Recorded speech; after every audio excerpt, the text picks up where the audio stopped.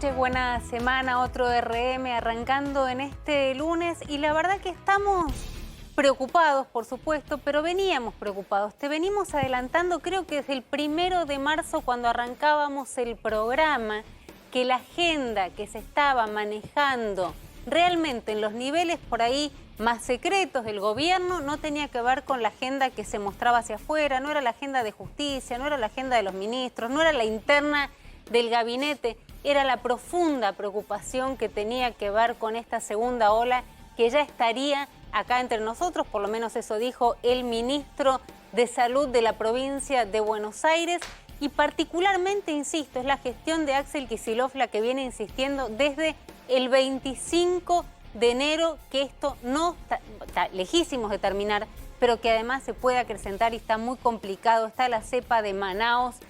Insisto en que venimos contándotelo también en este programa. Ahora, la pregunta que nos hacíamos es si se puede evaluar la gestión de un presidente en el marco de una pandemia. Muchos de los que han pasado por acá, funcionarios del gobierno de Alberto Fernández, opositores, han dicho que es difícil, que es complejo, analistas políticos diciendo que es complejo. Sin embargo, yo creo que la pregunta puede quedar sobre la mesa porque la gestión sobre la salud pública en el marco de una pandemia también es gestión. Hoy estaba viendo en los medios de afuera qué pasaba con el resto de los presidentes. El presidente norteamericano, recientemente asumido, tiene ya un 59% de aprobación, 4 puntos más del momento en el que asumió en plena pandemia. Entendemos que estaba en ese momento Donald Trump, era un escándalo, un negacionista, por supuesto, de la pandemia. Sin embargo, asume este señor con medidas muy duras, muy estrictas, complicadas para entender para muchos de los norteamericanos y sube muy alto su medición en lo que tiene que ver con la cuestión de la imagen. ¿Qué le pasó a Bolsonaro? Bueno, exactamente lo opuesto, en una gestión errática, confusa, negacionista, a pesar del mismo haber tenido COVID, en un Brasil que nos contaba el otro día el embajador argentino en ese país, Daniel Scioli, completamente colapsado. Su gestión ya está en los índices más bajos que se recuerden. Pero también le pasa a Angela Merkel, recientemente en elecciones, una bofetada a una de las gestiones que se decía de la pandemia, de las mejores gestiones que se habían hecho en cuanto al manejo del COVID. La pregunta que nos hacemos acá es si se puede, y realmente yo creo que sí. Creo que no es complejo en términos de ¿se puede analizar? ¿Es contrafáctico? ¿Qué diríamos? ¿Cómo hubiese sido la gestión de Alberto Fernández si no hubiese habido pandemia? No sé, le tocó con pandemia, le tocó en el peor momento, entiendo, de por lo menos de este último siglo.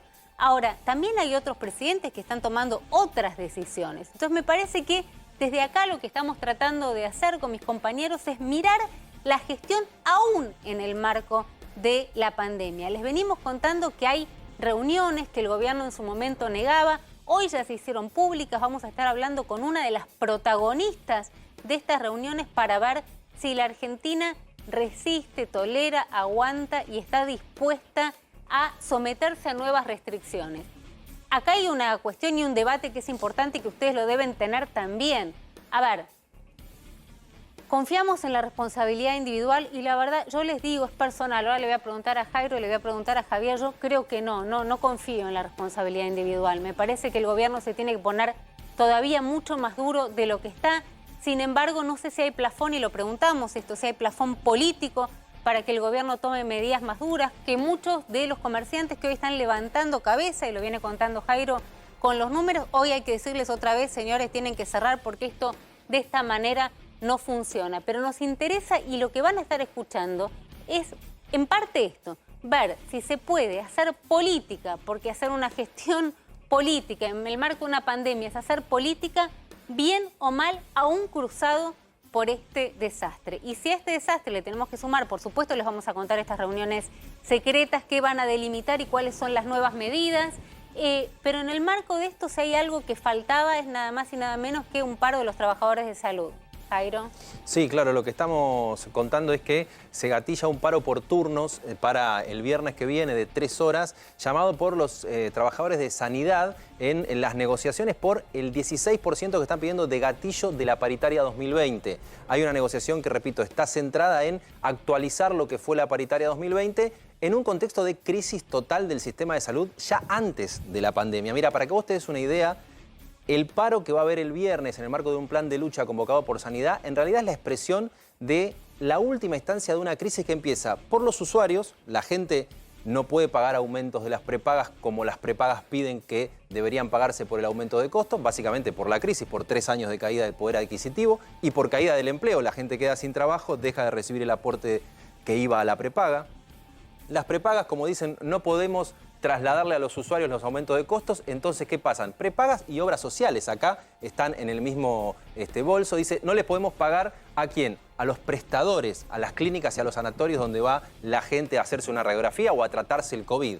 Entonces empieza a cortar la cadena de pagos y la clínica que atiende empieza a decir, ¿le puedo prestar el mismo servicio que hasta ahora? Y ahí al usuario empieza a registrar un deterioro del servicio. ¿Y ahí dónde están los trabajadores que hoy están pidiendo aumento de sueldo? En las clínicas y en los sanatorios. Entonces, fíjate cómo se va deteriorando toda la cadena de una situación que hoy tiene enfermeros que ganan entre 50 y 60 mil pesos al borde de la canasta básica de alimentos, reconocido por los propios empresarios de la salud que te dicen, yo sé que tengo a los trabajadores atrasados, pero vengo de un año de pandemia. Pero Jairo, ayúdame con esto. Hace un ratito estaba Claudio Velocopit, que preside la asociación, ¿no? Preside la Unión Argentina de Salud, que es una combinación de los que financian las prepagas y también de los prestadores, las clínicas y los sanatorios. Bueno, él decía algo que digo, a ver, ayudarnos por ahí a entenderlo. Pero él por un lado decía, este paro es una catástrofe, pero por otro lado también legitimaba, digamos, entendía las razones por las cuales llevaban, digamos, esta medida de fuerza.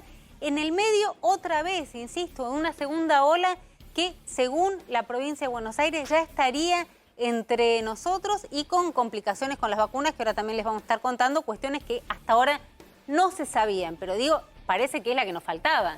Mirá, si vos mirás el sector de salud, hace 3 meses los que decían que no podían atender y que iban a no hacer un paro porque son los dueños de las clínicas y sanatorios, son los prestadores de salud, que decían, estamos por dejar de atender si PAMI, las obras sociales y las prepagas no nos pagan con aumento. O sea que ahí ya tenías hace 3 meses un flanco del sector de salud diciendo, estamos a punto de dejar de atender. Se actualizó en parte esa negociación con el gobierno metiéndose con qué, por ejemplo, con los ATP en su momento, pagándole parte del sueldo a los trabajadores, o con el repro a fin de mes, y eso es parte también de la preocupación de los empresarios de las prepagas y de las obras sociales y de las clínicas y sanatorios, a fin de mes se terminan los repro. Hoy el Estado está poniendo 18 mil pesos por cada trabajador del sector de salud, pero a fin de mes se corta. Eso se suma al problema de que los sueldos están atrasados y que las entidades gremiales están pidiendo un incremento respecto de lo que perdieron en la pandemia. Pandemia donde hubo otro problema que está pasando muy desapercibido en la negociación del gobierno, que son los aumentos de los laboratorios, de los insumos clave. Por ejemplo, para tener una cama de terapia intensiva funcionando, vos necesitas un sedante, un relajante para los músculos y después otros medicamentos para tener al paciente en las mejores condiciones posibles. Esos 3 productos aumentaron más de 1000% en el último año. Más de 1000% a 1200%. La mayoría son de laboratorios nacionales y otros son de laboratorios extranjeros. Pero fíjate que todo el componente te habla de un sector que ya estaba en crisis antes de la pandemia, por lo que te venía contando, y que la pandemia disparó los costos, los volvió más esenciales, pero le hizo caer un montón de otras atenciones que antes te generaban movimiento económico. La gente iba al cardiólogo, la gente iba al dentista, la gente iba a hacer otras prestaciones que hacían que les generaran ingresos a las empresas de salud. Todo ese panorama ahora tiene el próximo registro, que es el viernes que viene, que es donde la gente lo puede llegar a notar si tiene que ir a atenderse en alguno de los turnos donde va a haber paro de 3 horas. Pero hay que ver también si se llega, ¿no? Porque estas medidas suelen terminar en algún tipo de conciliación obligatoria con el Estado metiéndose. Que, bueno, uno intuye que van a negociar. Yo me preguntaba recién, digamos, ¿se puede gestionar? Y ahora le voy a preguntar a Javi, en el marco de una pandemia. Tal vez el análisis pueda ser también que se resetee a Alberto Fernández y que entiende que también parte de su gestión es la gestión de la pandemia, ya no es el del 1 de marzo hablándole a los 4 o 5 de casación que le interesan, a 3 o 4 fiscales y al mundo judicial, sino que realmente es la posibilidad de hablar como él lo hizo el otro día, para algunos mal, para otros bien, pero desde la Casa Rosada, sentado con un traje, tranquilo, explicando cuál es la situación de la vacuna. Tal vez a partir de ahora, digamos, entienda que la gestión está más vinculada a una gestión de la pandemia que a una gestión política, más allá de que hoy estaba la asunción del PJ. En un ratito vamos a estar con Analía Rearte. Es muy importante, ella es directora nacional de epidemiología.